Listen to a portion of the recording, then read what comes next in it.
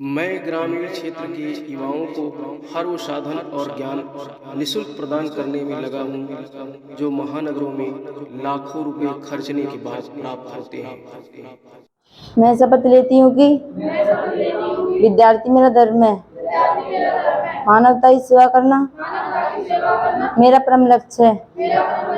राष्ट्र की उन्नति में मैं सदा तत्पर रहूंगी। अपने कर्तव्य मार्ग पर आगे बढ़ते हुए एक स्वच्छ, सुंदर तथा भ्रष्टाचार मुक्त मैं भारत का निर्माण करूंगी। जय हिंद। भारतीय संविधान में आज हम लोग पढ़ेंगे राज्य मंत्रिपरिषद, स्टेट काउंसिल ऑफ मिनिस्टर्स का अध्ययन करेंगे, राज्य के मंत्रिपरिषद का। देखो, तुम लोगों ने इसमें अध्ययन किया होगा, संघ में मंत्रिपरिषद बिल्कुल वही चीज़ है, बस यहाँ पे अनुच्छेद बदल जाते हैं। वहाँ पूरे भारत के लिए एक मंत्रिपरिषद होती है और यहाँ पे राज्यों के लिए, अलग अलग राज्यों के लिए अलग अलग मंत्रिपरिषद की व्यवस्था होती है। तो पिछला कल का जो है थोड़ा सा 2 मिनट में रिवाइज करते हैं, या पूछूं मैं कुछ चीज़ें। राज्यपाल के पद का बात कौन से अनुच्छेद में किया गया है? 153 में। राज्य की परिभाषा 152 में। राज्य की परिभाषा क्या फार्मूला बताया था मैंने? पका निकाय स, पका निकाय स। 153 क्या था? राज्यपाल का पद। का से कार्य था किसका? राज्यपाल का। 154 पद। और नी से राज्यपाल की नियुक्ति 155। और का से कार्यकाल, राज्यपाल का कार्यकाल, अनुच्छेद 156। और या से राज्यपाल की योग्यता, अनुच्छेद 157। और स से शर्त, राज्यपाल की योग्यता की शर्तें, अनुच्छेद 158। अच्छा, मतलब अनुच्छेद 157 और 58 ये दोनों कंबाइंड हैं। योग्यता है, योग्यता की शर्त है, योग्यता की शर्त। और अगले स का है शपथ, अगले स का है शपथ, अनुच्छेद 159। ठीक है, तो ये याद होना चाहिए। तो इसी कड़ी में आज हम लोग, कल हमने राज्यपाल के बारे में सारी चीज़ें पढ़ ली थी, क्या कार्य है उसके, कार्यपालिका से संबंधित। वो एक प्रमुख प्रधान होता है कार्यपालिका का, जो है वास्तविक प्रधान तो सीएम है, लेकिन संवैधानिक प्रधान कौन है? राज्यपाल होता है। संवैधानिक अर्थात उसके पास शक्तियां नहीं, पावर्स वास्तविक रूप से नहीं है, लेकिन जो है वास्तविक पावर्स वाला कौन है? मुख्यमंत्री होता है। तो इसी कड़ी में आज हम लोग पढ़ेंगे मंत्रिपरिषद के बारे में। ठीक, अब देखो यहाँ पर बीच में तो एक राजा बैठ गया है, बीच में एक राजा बैठ गया जिसको हम कहते हैं राज्यपाल। राज्य की बात हो रही है, बीच में एक राजा बैठ गया है। ठीक है, अब ये राजा अपने मंत्रिपरिषद से घिरा होता है, राजा अपने मंत्रिपरिषद से घिरा होता है, क्योंकि राजा को चलाना है राज्य को, राजा को चलाना है राज्य को। तो राज्य चलाने के लिए इसको जो है कई विभाग होते हैं, राज्य कईयों विभागों में बटा होता है। जिस तरीके से सेंटर पूरा जो है विभाग में बटा होता है, ऐसे ही राज्य के शासन प्रणाली को चलाने के लिए जो है राज्य सूची के विषय को कई विभागों में बांटा गया है। जैसे शिक्षा विभाग, तो उसका शिक्षा विभाग का मंत्री होगा, ठीक है, जो शिक्षा का मंत्रालय देख रहा होगा। इसी प्रकार से कृषि विभाग होगा, तो कृषि विभाग का मंत्री होगा। तो ये सब विभाग, मतलब राज्यपाल स्वयं सारे विभागों को थोड़े नहीं देखेगा, वो विभाग मंत्रालयों के बीच बांट देता है। तो इसे बोलते हैं मंत्रिपरिषद। इसको क्या बोलते हैं? मंत्रिपरिषद। तो मंत्रिपरिषद वास्तव में क्या कार्य करती है? ये विभागों को संचालित करती है। जो विभाग होते हैं, विभागों के माध्यम से सरकार संचालित होती है। भाई शिक्षा लोगों को देना है तो उसको देखने वाला व्यक्ति तो होना चाहिए, तो मंत्री जो होता है वो शिक्षा मंत्रालय को देखता है। इस तरीके से तमाम मंत्रालय होते हैं। तो ये राज्यपाल जो है अपने मंत्रिपरिषदों से घिरा होता है। ठीक, अब मंत्रिपरिषद का जो मुखिया होता है, हेड होता है, वो कौन होता है? सीएम, चीफ मिनिस्टर होता है। चीफ मिनिस्टर मंत्रिपरिषद से अलग नहीं है, लेकिन ये मंत्रिपरिषद का क्या है? मुखिया है, मुख्य पद इसका होता है। तो राज्यपाल, अब यहाँ से एक बात निकल कर आती है कि राज्यपाल को सरकार चलाने के लिए सलाह देने की एक टीम होती है। सरकार मतलब संवैधानिक राजा राज्यपाल है, तो जब उसके नाम से राजकाज हो रहे हैं तो उसके नाम से होंगे तो उसे सलाह देने के लिए, अकेले तो काम करेगा नहीं, सलाह देने के लिए एक टीम होती है, उसी टीम को कहते हैं मंत्री परिषद। उसी टीम को कहते हैं मंत्री परिषद। तो उसका प्रधान होता है सीएम। तो यहाँ पर अनुच्छेद 163 से शुरू करेंगे। अनुच्छेद 163, अनुच्छेद 163 जो है, यहाँ 153 से शुरू हुआ था राज्यपाल का पद, और 163 में शुरू हो रहा है मंत्री परिषद। क्या शुरू हो रहा है? मंत्री परिषद। ठीक है, मंत्री परिषद शुरू हो रहा है। अब ये मंत्री परिषद जो है, मैंने जैसे बताया, ये एक सीएम इसका मुखिया होता है और इसके अन्य मंत्री होते हैं, अन्य मंत्री होते हैं। ये बात कही गई है अनुच्छेद 163 में, अनुच्छेद 163। अब इसका कार्य क्या होता है मंत्री परिषद का? तो राज्यपाल को क्या देना? सलाह देना। राजकाज से संबंधित राज्यपाल को क्या देना? सलाह देना। किसका कार्य होता है? मंत्री परिषद का होता है। तो अनुच्छेद 163 आपको याद होना चाहिए। अनुच्छेद 163 में मंत्री परिषद के बारे में बताया गया है कि एक राज्य की एक मंत्री परिषद होगी और उस मंत्री परिषद का मुखिया सीएम होगा, और मंत्री परिषद का कार्य क्या होगा? राज्यपाल को कार्यों से संबंधित सलाह देना। तो ऐसा इससे संबंधित कार्यों से संबंधित राजकाज को संचालित करने के लिए। ठीक, तो ये अनुच्छेद 163 हो गया। इसके बाद में हम लोग चर्चा करेंगे अनुच्छेद 164 की। अनुच्छेद 164 में मंत्री परिषद की नियुक्ति की बात की गई है। किसकी? नियुक्ति की। यानी जो मंत्री परिषद है इसकी नियुक्ति कैसे होगी? क्या इसका निर्वाचन होगा या इसे नियुक्त किया जाएगा? भाई, मंत्री परिषद के सदस्य कौन बनते हैं? जो सरकार जो बहुमत दल का नेता होता है।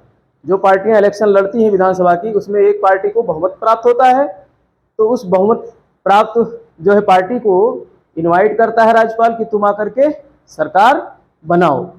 तो सरकार बनाती वही सरकार क्या है? सरकार के तो बहुत अंग हैं, सरकार के तो कई अंग हैं, लेकिन यहाँ पर जो मंत्री परिषद होती है वो भी सरकार का एक विशेष अंग है। ठीक है, जो वास्तविक रूप से सरकार कहलाती है। लेकिन सरकार में तो हम सभी भी आते हैं, हम सब जितने भी कर्मचारी हैं सरकारी, वो सब क्या हैं? सरकार के अंग हैं। भाई, सब कार्यपालिका के किसी न किसी रूप से अंग हैं, सब कार्य कर रहे हैं। शिक्षक भी एक अंग है सरकार का, क्योंकि हम जो है शिक्षा विभाग से जुड़े हुए हैं। हमारे शिक्षा विभाग के मंत्री जो है मंत्रालय को संभाल रहे हैं, लेकिन जमीनी स्तर पर उस मंत्रालय का कार्य कौन देख रहा है? एक शिक्षक ही तो देख रहा है। तो सभी व्यक्ति सरकार के व्यक्ति हो गए और एक सरकार हो गए। तो सरकार का मतलब ये नहीं होता है कि एक दिमाग में जैसे बन जाए ना, सरकार का मतलब ये हो गया कि अरे सीएम होगा या पीएम होगा सरकार। सब होते हैं सरकार में, जितने लोग मिल करके कार्य करते हैं तो सरकार की तरफ से, वो सब सरकार के अंग होते हैं, सरकार के विभिन्न अंग होते हैं। तो इस तरीके से जो मंत्री परिषद है उसकी नियुक्ति कौन करता है? तो राज्यपाल करता है। ठीक है, नियुक्ति कौन करता है? राज्यपाल। तो ये बात कहाँ कही गई? अनुच्छेद 164 में। सबसे पहले नियुक्ति होती है सीएम की। किसकी होती है? सीएम की। मुख्यमंत्री की नियुक्ति करता है।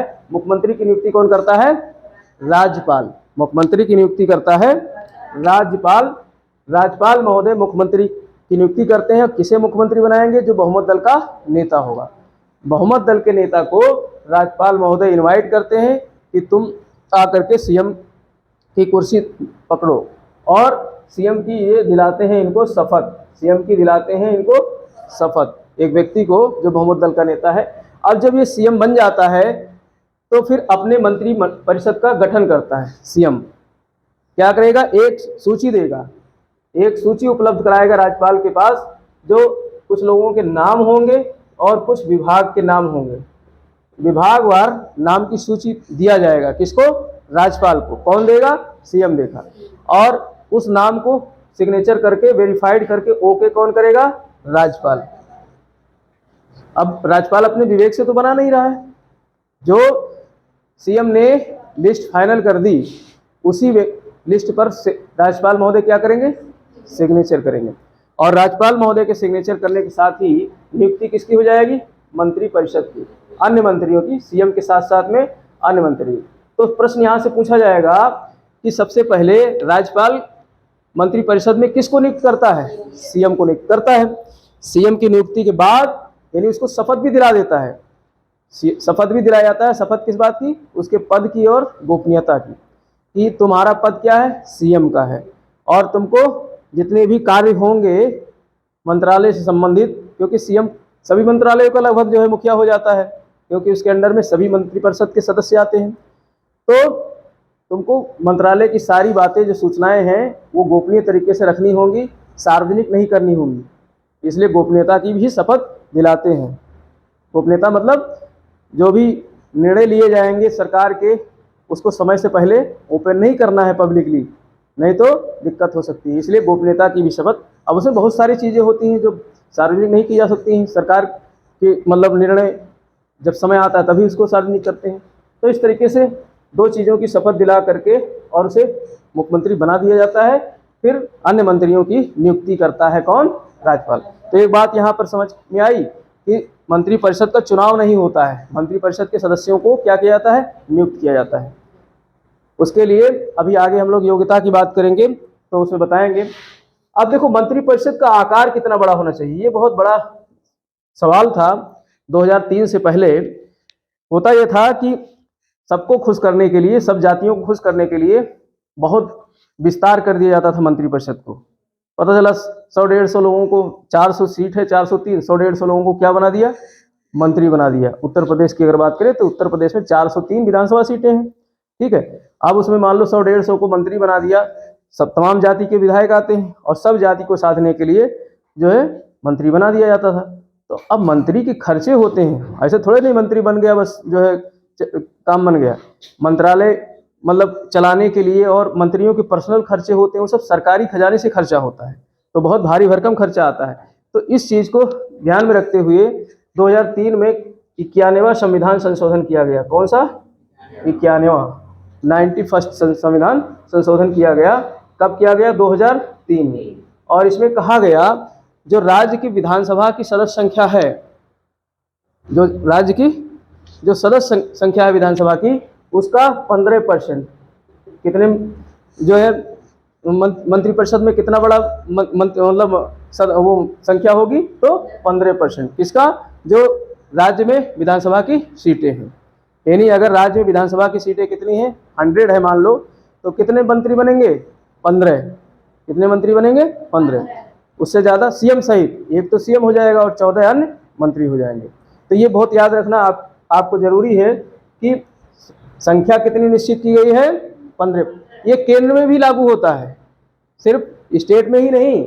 91वां संविधान संशोधन जो 2003 में हुआ है, 91st अमेंडमेंट, वो केंद्र में भी लागू होता है कि केंद्र में जो मतलब सांसदों की संख्या है उसका 15% क्या बनेंगे? मंत्री बनेंगे। इसी प्रकार से राज्यों में विधानमंडल की सदस्य संख्या के 15% क्या बनेंगे? विधायक, वो मंत्री बनेंगे, ठीक है। और हो सकता है कुछ राज्य बहुत छोटे हों, कुछ राज्य बहुत छोटे हों। इसी राज्य में जैसे मान लो 60 ही संख्या में क्या हों? विधायक हों, ठीक है। 60 विधायक हों तो 15% इसका कितना हो जाएगा? 15 छक्के 90, तो 9 सीट हो जाए। मंत्रिपरिषद में 9 मेंबर्स होंगे, तो 9 तो बहुत छोटी संख्या हो जाएगी। तो विभाग ज़्यादा होते हैं तो एक मंत्री पे ज़्यादा विभाग आएंगे तो सही से कार्य नहीं होगा। तो इसके लिए एक और चीज़ कहा गया कि छोटे राज्य जिसकी जनसंख्या छोटी है और छोटे राज्य हैं आकार में, तो वहाँ पर कम से कम 12 सदस्य क्या होंगे? मंत्रिपरिषद के मेंबर होंगे। तो यह ध्यान रखना, दो नंबर याद रखना है। 15% किसका? आकार का। किस आकार का? विधानमंडल के संख्या का। विधानमंडल की संख्या का कितना परसेंट बनेगा? 15%। और अगर छोटे राज्य हैं जनसंख्या के आधार पर, तो उसमें कम से कम कितने मेंबर्स होंगे? सदस्य होंगे मंत्रिपरिषद के? 12 होंगे। तो ये दो बातें आपको याद रखनी है। तो ये प्रश्न यहाँ से कई बार पूछा गया है कि कौन से संवैधानिक संशोधन में जो है जो मंत्रिपरिषद की सदस्य संख्या है उसे निश्चित कर दी गई है। तो कौन से संवैधानिक संशोधन में? 91। कौन से में? 91 में। अब इन सदस्यों की योग्यता देख लेते हैं। इनकी क्या देखते हैं? योग्यता, क्वालिफिकेशंस। तो इनकी योग्यता क्या होनी चाहिए? मेंबर होना चाहिए कहाँ का? विधानसभा का। कहाँ का मेंबर होना चाहिए? विधानसभा का मेंबर होना चाहिए। विधानसभा का मेंबर होना चाहिए, यानी विधायक होना चाहिए। देसी भाषा में कहे तो क्या होना चाहिए उसे? विधायक होना चाहिए। अगर विधान परिषद है तो विधान परिषद का भी सदस्य बन सकता है, विधानसभा का तो बनता ही बनता है। तो योग्यता यही है। लेकिन जो है किसी व्यक्ति को अगर वो विधायक नहीं है, उसे भी क्या बनाया जा सकता है? मंत्री बनाया जा सकता है। शर्त यही है कि 6 माह के भीतर उसे सदस्य बनना पड़ेगा। केंद्र में भी यही चीज़ मैंने पढ़ाया था। तो याद रखना है, अगर कोई मंत्री, ऐसा व्यक्ति मंत्री बना दिया जाता है, मान लो नाम की सूची गई, मान लो मुख्यमंत्री का कोई भांजा है, भाई बहुत चलता है भाई भतीजावाद, मुख्यमंत्री महोदय का कोई भांजा आ गया और अपने भांजे को खुश करने के लिए उन्होंने, मतलब अपनी दीदी को खुश करने के लिए अपने भांजे को क्या कर दिया? मंत्री बना दिया। और वो कहीं से चुनाव जीत कर आया नहीं, हार गया है, या हो सकता है चुनाव ही न लड़ा हो और उसे मंत्री बना दिया गया। तो मंत्री बना दिया जा सकता है उसको, लेकिन शर्त एक रखी गई है कि 6 माह के भीतर उसे किसी भी सदन का मेंबर बनना पड़ेगा, विधानसभा का अथवा विधान परिषद का। तो विधानसभा से चुनाव जीत नहीं पाते हैं तो इनको सदस्य कहाँ से पहुँचा दिया था बनाकर? विधान परिषद से। विधान परिषद, राज्यपाल के पास एक पावर है, 1/6 सदस्यों को नॉमिनेट कर सकता है, नामांकित कर सकता है। तो राज्यपाल को कहते हैं जब सीट खाली होती है, ले ये हमारे भांजे का नाम है, इसको क्या बना दे? विधायक बना दे। तो उसको विधायक बना देते हैं और वो 6 माह के भीतर विधायक बन गया तो वो मंत्री पद उसका बना रहेगा। अगर 6 माह के भीतर वो विधायक नहीं बनता है तो उसकी मंत्री पद अपने आप समाप्त हो जाती है, स्वतः समाप्त हो जाएगी, खत्म कर दी जाती है। तो इसलिए यहाँ पर योग्यता जो है, क्वालिफिकेशन, यानी उसका क्या है? विधायक होना चाहिए। और विधायक कौन होता है, उसके लिए योग्यता हमने अभी आगे पढ़ेंगे, उसमें जब हम लोग विधानसभा पढ़ेंगे उसके लिए जो है आयु वगैरह निश्चित की गई है, वो सारी योग्यताएं उस हम लोग आगे पढ़ेंगे। ठीक, अब मंत्रिपरिषद बन गया तो शपथ की बात आती है। शपथ कौन दिलाता है?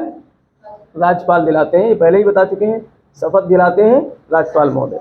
सबसे पहले सीएम को दिलाते हैं, फिर अन्य मंत्रियों को दिलाते हैं। और शपथ ये 2 चीज़ों का दिलाते हैं, पद की और गोपनीयता की। शपथ 2 चीज़ की दिलाई जाती है, पद और गोपनीयता। पद और गोपनीयता। सीएम महोदय मुख्यमंत्री के पद पर हैं तो उनको मुख्यमंत्री के पद का शपथ दिलाया जाएगा कि तुम्हारा बहुत बड़ा पद है, राज्य के प्रधान हो, मुखिया हो, तो इस नाते इस पद की शपथ लो। और गोपनीयता की भी शपथ दिलाई जाती है कि जो भी कार्य करोगे वो गोपनीय रखोगे, उसको घर में भी चर्चा नहीं करनी है कि परिवार में जा कर के पत्नी से, या पत्नी है तो अपने पति से, बेटा है तो अपने बाप से, क्योंकि सरकारी काम है, इसकी चर्चा नहीं करनी है। तो गोपनीयता की भी शपथ दिलाई जाती है राज्यपाल द्वारा। तो याद रखना, मंत्रिपरिषद को शपथ कौन दिलाता है? राज्यपाल दिलाता है। और केंद्र में मंत्रिपरिषद को राष्ट्रपति दिलाता है। ठीक है, तो ये बिल्कुल मिलता जुलता है टॉपिक, कोई अंतर नहीं है इसमें। ठीक, योग्यता है। अब देखो मंत्रियों की जो श्रेणी होती है, मंत्रियों की श्रेणी कितने प्रकार की होती है ये देखते हैं। मंत्रियों की श्रेणी, ठीक, कैटेगरी कितनी होती है? तो केंद्र में भी हमने देखा था मंत्रियों की कितनी श्रेणी होती है? 3 श्रेणी होती है। मंत्रियों की 3 श्रेणी होती है। नंबर 1 होता है कैबिनेट मंत्री। नंबर 1 होता है कैबिनेट मंत्री। याद है कमीना मंत्री मैंने बताया था, कबीना मंत्री, हिंदी में बोलते हैं कैबिनेट को कबीना। और इसको बोलते हैं मंत्रिमंडल। क्या बोलते हैं? मंत्रिमंडल। कैबिनेट, मंत्रिमंडल हिंदी में कहते हैं, और वैसे कबीना भी बोलते हैं। तो मंत्रिमंडल, अब देखो 2 चीज़ अंतर आए, मंत्रिमंडल और मंत्रिपरिषद, 2 शब्द निकल करके आए, मंत्रिपरिषद और मंत्रिमंडल। तो मंत्रिपरिषद एक आकार में बड़ा होता है, मंत्रिपरिषद आकार में बड़ा होता है, अभी यहाँ पे सिद्ध हो जाएगा। तो एक मंत्री होता है कैबिनेट स्तर का, और दूसरा मंत्री होता है राज्य मंत्री। क्या कहलाता है? राज्य मंत्री। और तीसरा मंत्री होता है उप मंत्री। कौन होता है? उप मंत्री। ये तीनों मंत्री मिला करके कहलाते हैं मंत्रिपरिषद। ये तीनों प्रकार के मंत्री और सीएम सब मिला के क्या कहलाते हैं? मंत्रिपरिषद। तो अब अंतर समझ में आए मंत्रिमंडल और मंत्रिपरिषद में? मंत्रिमंडल तो मंत्रिपरिषद का एक क्या है? हिस्सा है। मंत्रिमंडल मंत्रिपरिषद का एक हिस्सा है, और मंत्रिपरिषद एक काफ़ी बड़ा जो है क्षेत्र है, काफ़ी बड़ा इसकी मतलब वो है, इसमें राज्य मंत्री भी शामिल है और उप मंत्री भी। अब इनके कार्य क्या होते हैं? जो कैबिनेट स्तर के मंत्री होते हैं यही प्रमुख मंत्री होते हैं। सबसे मुख्य मंत्री यानी प्रधानमंत्री, सबसे ज़्यादा पावरफुल मंत्री कौन होते हैं? कैबिनेट मंत्री होते हैं। मंत्रिमंडल के सदस्य होते हैं सबसे ज़्यादा पावरफुल, क्योंकि इनके पास सभी विभाग जो होते हैं उसके स्वतंत्र प्रभारी होते हैं, ठीक है। और राजकाज से संबंधित सारे निर्णय कैबिनेट मंत्री ही लेते हैं। जितने भी निर्णय लेंगे राजकाज से संबंधित, तो कौन लेता है? कैबिनेट मंत्री। और जो राज्य मंत्री होते हैं, ये दो प्रकार के होते हैं। राज्य मंत्री पुनः इन्हें दो हिस्सों में बांटा गया है। एक होता है स्वतंत्र प्रभार के राज्य मंत्री, जो मंत्रालय होते हैं उन मंत्रालय, अब बहुत सारे मंत्रालय हैं, अब मंत्रियों की संख्या तो इतनी है नहीं कैबिनेट मंत्री की, बहुत सारे कैबिनेट मंत्री बना दिए, सबको एक एक विभाग दे दिया गया। तो कुछ विभाग जो होते हैं कम मतलब महत्वपूर्ण होते हैं, जो वो किसे दिए जाते हैं? राज्य मंत्रियों को। वो भी अपने अपने विभाग के क्या होते हैं? स्वतंत्र प्रभारी होते हैं, अपने अपने विभाग के स्वतंत्र प्रभारी। और अब संख्या मतलब सारे विभाग भर गए, तो सभी विभागों पर केवल एक अकेला मंत्री काम नहीं कर सकता है, तो उसकी सहायता के लिए एक अन्य मंत्री भी उसके साथ में नियुक्त किया जाता है। तो राज्य मंत्री दूसरे प्रकार का जो होता है वो सहयोगी मंत्री होता है। दूसरे प्रकार का एक मंत्री होता है राज्य मंत्री, जिसको क्या कहते हैं? सहयोगी मंत्री। तो ये कैबिनेट स्तर के मंत्री के विभाग का जो है सहयोगी हो सकता है, या राज्य मंत्री के स्वतंत्र प्रभारी वाले विभाग का सहयोगी हो सकता है।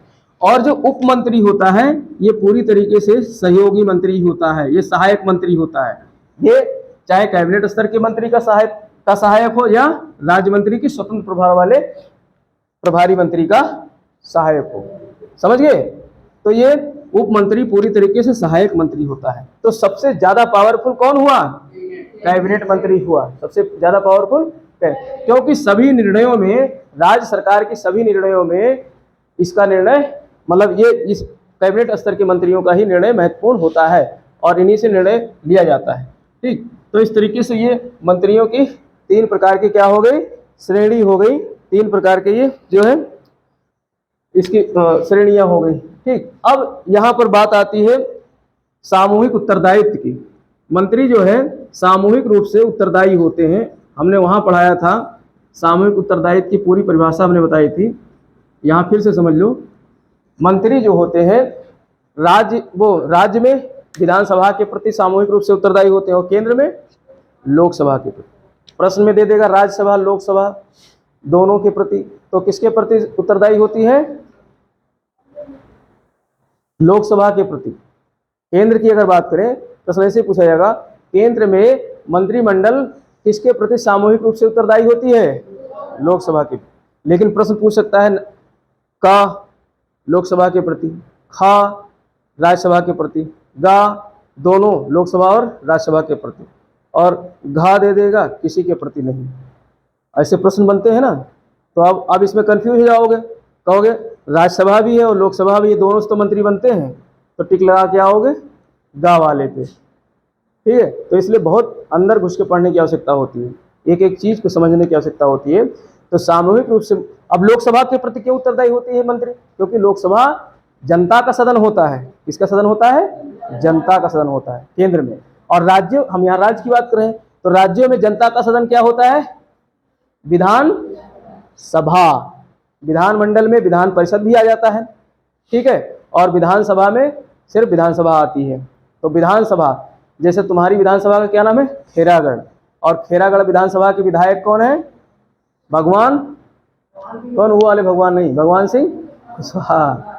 भगवान सिंह कुशवाहा है खेरागढ़ विधानसभा के विधायक।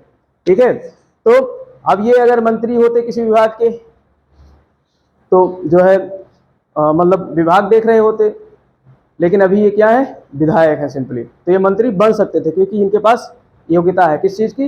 विधायक हैं, तो इनके पास मंत्री बनने की योग्यता है। अगर मुख्यमंत्री इनका नाम प्रस्तावित करते, भेजते, तो इन्हें मंत्री बनाया जा सकता था। ठीक है, तो अब ये सारे मंत्री विधायक की बात नहीं कर रहे हैं, जो सारे मंत्री होते हैं, जितने मंत्री मुख्यमंत्री से लेकर के और सभी प्रकार के मंत्री, ये सामूहिक रूप से किसके प्रति उत्तरदायी होते हैं? विधानसभा के प्रति। किसके प्रति?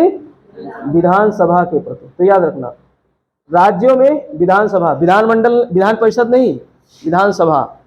विधान परिषद राज्यसभा की भांति है, उच्च सदन होता है, आगे पढ़ेंगे, अभी वहाँ चर्चा नहीं कर रहे हैं ज़्यादा।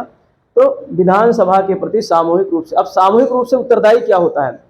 सामूहिक उत्तरदायी का उदाहरण आप समझ सकते हो, जैसे एक नाव जा रही है जिसमें 20 लोग बैठे हैं, 20 लोग बैठे हैं और ये खड़ा होकर कथक करने लगे बीच में जा करके, जैसे नाव पहुंचे बीच धारा में और वहां पर जो है बड़ी तेज सुनामी आ जाए या कोई वैसा वो आ जाए और एक आदमी खड़ा होकर वहां कथक करने लगे, ओ मजा आ गया मजा आ गया। अब उसके कथक करने से नाव हिलने लगेगी, डोलने लगेगी और डूब जाएगी। तो डूबेगी तो अकेले वो डूबेगा क्या, सब डूब जाएंगे उसमें। तो ऐसे ही यहाँ पर एक मंत्री के कृत्य से सारे मंत्रिमंडल खत्म हो जाएंगे। तो ये कैसे खत्म होते हैं वो चीज देखते हैं। अगर किसी मंत्री के खिलाफ विधानसभा प्रस्ताव ले आए, विधानसभा अगर किसी मंत्री के खिलाफ एक प्रस्ताव ले आता है उसके विरुद्ध, तो अगर वो प्रस्ताव विधानसभा में पास हो जाए तो फिर पूरे मंत्रिमंडल को त्याग पत्र देना पड़ेगा। यानी सरकार खतरे में, सरकार खतरे में आ सकती है। और ये कब होगा, जब विधानसभा में सरकार का बहुमत नहीं होगा। होता नहीं है ऐसा। सरकार कौन बनाती है, जिसका विधानसभा में बहुमत होता है। तो विधानसभा में जब बहुमत होगा तो फिर प्रस्ताव कौन लाएगा। अगर कोई प्रस्ताव लाता है विपक्षी पार्टी का विधायक, तो फिर वो पारित नहीं हो पाएगा, क्योंकि विधायक ज्यादा किसके हैं, सरकार वाले पार्टी के। तो सरकार वाले पार्टी के लोग उस प्रस्ताव के पक्ष में थोड़े नहीं वोट करेंगे कि प्रस्ताव पास हो जाए, किसी मंत्री के विरुद्ध कोई प्रस्ताव लाया गया हो। ठीक है, तो इसलिए जो है ऐसा अमूमन होता नहीं है। लेकिन जब मान लो कोई मतलब ऐसी विधानसभा हो त्रिशंकु वाली, जहाँ पर सब मिली जुली सरकार बनी हो, उसमें सभी पार्टी के सदस्य मिल करके सरकार बनाए हो, तब ऐसी स्थिति उत्पन्न होती है, तो वहाँ सरकार खतरे में पड़ जाती है। ठीक है, तो सामूहिक उत्तरदायित्व में एक मंत्री के खिलाफ प्रस्ताव पास हो जाए तो पूरे मंत्रिमंडल को क्या देना पड़ता है, त्याग पत्र देना पड़ता है। एक बात तो ये हो गई। और अगर कोई मंत्री, देखो बिल मैंने बताए थे, एक सरकारी बिल होता है, एक गैर सरकारी बिल होता है। सरकारी बिल कौन प्रस्तुत करता है, सरकारी बिल कौन प्रस्तुत करता है, जो मंत्री होते हैं। मंत्री कौन होंगे, सरकार के आदमी होंगे। तो जो मंत्री होंगे वो अगर कोई बिल प्रस्तुत करते हैं तो सरकारी बिल कहलाता है। और कोई गैर मंत्री होगा, जो मंत्री नहीं होगा और विधायक होगा और बिल प्रस्तुत करेगा सदन में, तो वो गैर सरकारी बिल हो जाएगा। सब पढ़ाया हूं ना बिल में। तो अगर मंत्री द्वारा प्रस्तुत किया गया बिल विधानसभा में गिर जाए, पास ना हो, तो ऐसी स्थिति में मंत्रिपरिषद को त्याग पत्र देना पड़ेगा। इससे ये सिद्ध होता है कि मंत्रिपरिषद ने अपना बहुमत विधानसभा में खो दिया है। यही तो बात हुई। अगर प्रस्ताव मान लो पास हो गया उस मंत्री के खिलाफ, तो इससे ये सिद्ध होगा कि बहुत सारे विधायक जो है इस सरकार के विपक्ष में आ गए। तो सरकार को ऐसी स्थिति में इस्तीफा दे देना चाहिए। इसीलिए सामूहिक उत्तरदायित्व का यहाँ पर फार्मूला अपनाया गया है। सामूहिक उत्तरदायित्व का फार्मूला इसीलिए अपनाया गया। ये समझ गए कि नहीं, केंद्र में भी पढ़ाया था और यहाँ भी पढ़ा रहा हूँ, सामूहिक उत्तरदायित्व का फार्मूला। ठीक है, तो सामूहिक उत्तरदायित्व के तहत जो है पूरा मंत्रिपरिषद त्याग पत्र देना पड़ेगा उसे जो है। अब देखो यहाँ पर भ्रष्ट आचरण को जो है हमारे संविधान निर्माताओं ने नहीं रखा है संविधान में। अगर कोई मंत्री भ्रष्ट है, खूब पैसा कमा रहा है अपने मंत्रालय से, या जो है बहुत, जैसे अभी केंद्र में बात करें, हमारे क्षेत्र के जो है सांसद, उनका जो खेल वाला चल नहीं रहा है प्रकरण खेल का, अरे ब्रजभूषण शरण सिंह नाम सुना होगा, जो लड़कियां जो है वो वाली हैं क्या, कुश्ती वाली, वहाँ पर धरना दे रही हैं दिल्ली में। तो वो ब्रजभूषण शरण सिंह के ऊपर आरोप लगा रही हैं कि इन्होंने शोषण किया है, शारीरिक शोषण किया है। तो अगर वो मंत्री मान लो इस तरीके से भ्रष्ट है, उसका मतलब पर्सनल कोई भ्रष्टाचार कर रहा है, तो ऐसी स्थिति में जो है सरकार नहीं गिरेगी, वो उसका पर्सनल मामला है। हमारे संविधान निर्माताओं को ये भी कर देना चाहिए था कि भ्रष्ट मंत्री अगर कोई भ्रष्ट पाया जाता है तो सारा मंत्रिपरिषद को त्याग देना पड़ेगा। अगर ये व्यवस्था हो जाती तो आज हमारी सरकार में कोई भी मंत्री भ्रष्ट नहीं होते, क्योंकि डर रहता सरकार उस व्यक्ति को जो है सीएम या पीएम केंद्र की बात करें तो उस जो भ्रष्ट व्यक्ति होता है उसको सरकार में शामिल ही नहीं किया जाता है, क्योंकि उसके शामिल करने से खतरे में सरकार चलती रहती, तुरंत सरकार गिरने का डर रहता।